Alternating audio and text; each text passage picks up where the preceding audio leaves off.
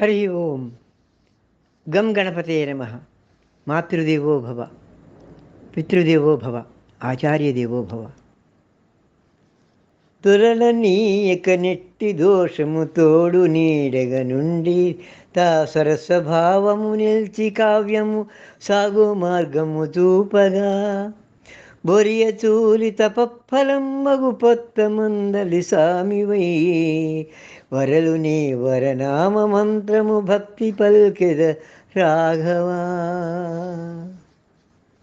సరస సంగీత సాహిత్య శాస్త్రవేది అపర శారద రూప ఓ ఆర్తినాశ సాధుజనముల పాలిటి సౌమ్యమూర్తి అభయమందించి నను బ్రోవుము ఆంజనేయ.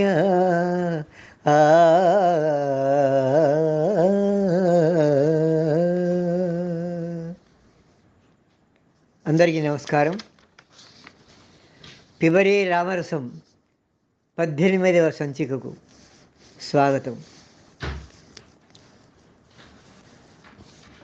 రామచంద్రుడి వ్యక్తిత్వం మీద ఆరోపిస్తున్న మరో మచ్చ సీత అగ్ని పరీక్ష.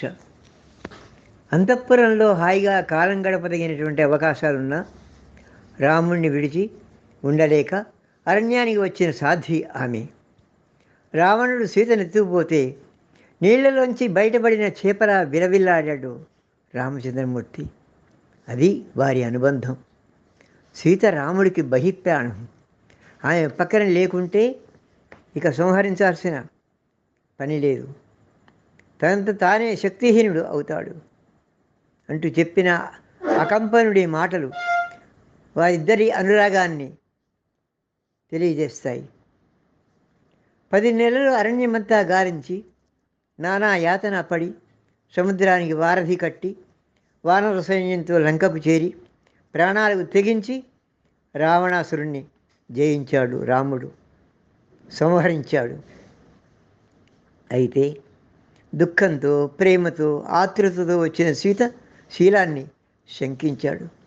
నిజానికి అప్పుడు సీతమ్మ తల్లితో కంటి రోగంతో బాధపడుతున్న వాడికి దీపకాంతి సైగా కనపడినట్లే నీ శీలం పట్ల ఇక్కడ కొందరికి సందేహం ఉంది, వారికి ప్రతినిధిగా నేను నిన్ను అనుమానిస్తున్నాను అన్నాడు రాముడు. దీపానికి మకిల అంటదు, సమస్య చూపులోనే ఉంది. సీత పవిత్రమైనదని తెలిసినా రాజైన రాముడు లోకమనే కంటితో చూస్తూ సీత అగ్ని ప్రవేశం చేస్తున్నా ఊరుకున్నాడు. రేపు తన చక్రవర్తిగా సింహాసనాన్ని అధిష్ఠించినప్పుడు తన పక్కన కూర్చునే పట్టమహిషి పవిత్రమైందేనన్న భావన ప్రజలకు కలిగేందుకే ఈ అగ్ని పరీక్ష. పవిత్రమైందని తెలిసినా అగ్ని పరీక్ష అనే అపనింద సీతమ్మవారికి అవమానకరమే కదా.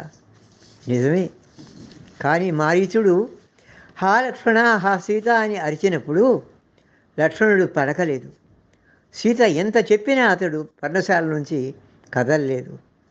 అప్పుడు సీత ఏమన్నదంటే, అవసరమైతే అగ్నిలోనే దూకుతాను కానీ నీకు లొంగను అని బిడ్డలాంటి మరిదిని అనుమానించి అవమానించి నిందించింది. ఆ కర్మఫలమే సీతమ్మకు అగ్నిలో దూకాల్సిన పరిస్థితులను కల్పించింది. ఒకవేళ సీత అగ్నిలో కాలిపోతే కాలదు. అది సీత పట్ల రాముడికి ఉన్న గాఢమైనటువంటి విశ్వాసం. హనుమంతుడి తోకకు రిప్పంటించినప్పుడు సీత అగ్నిదేవుణ్ణి ప్రార్థించింది. సీత ప్రార్థిస్తే హనుమ తోకను కాల్చకుండా రక్షించిన అగ్నిదేవుడు సీతను కాలుస్తాడా? ఇది సీత పట్ల రాముడి విశ్వాసం, అచంచలమైన నమ్మకం. అంతగా పరస్పర విశ్వాసం కలిగిన ఆదర్శ దంపతులు సీతారాములు. సీత అగ్ని పరీక్ష గురించి తెలిసినటువంటి జనక మహారాజు రాముడు పరీక్ష పెడితే పెట్టాడు, కానీ నా కూతురిని పరీక్షించడానికి అగ్నికి ఉన్న అర్హత ఏమిటి అన్నాడు. అది తన పుత్రిక పట్ల జనక మహారాజుకు ఉన్నటువంటి అచంచలమైనటువంటి విశ్వాసం.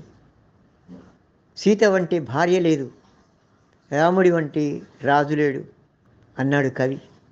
రాజధర్మానికి మస్తుతునకు శ్రీరామచంద్రుడు అవతార పరిసమాప్తికి ముందు నియమోల్లంఘన చేసేందుకు గాను తనకు ఆరో ప్రాణమైన ఎప్పటికీ లక్ష్మణుడికి మరణదండన విధించిన రాజు రామచంద్రమూర్తి. రాజుగా వీసమెత్తు అటు కానీ ఇటు కానీ మొగ్గని వ్యక్తిత్వం రాముడిది.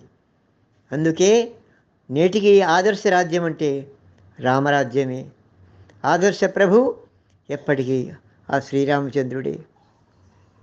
మరికొన్ని విశేషాలను వచ్చే సంచికలో చెప్పుకుందాం.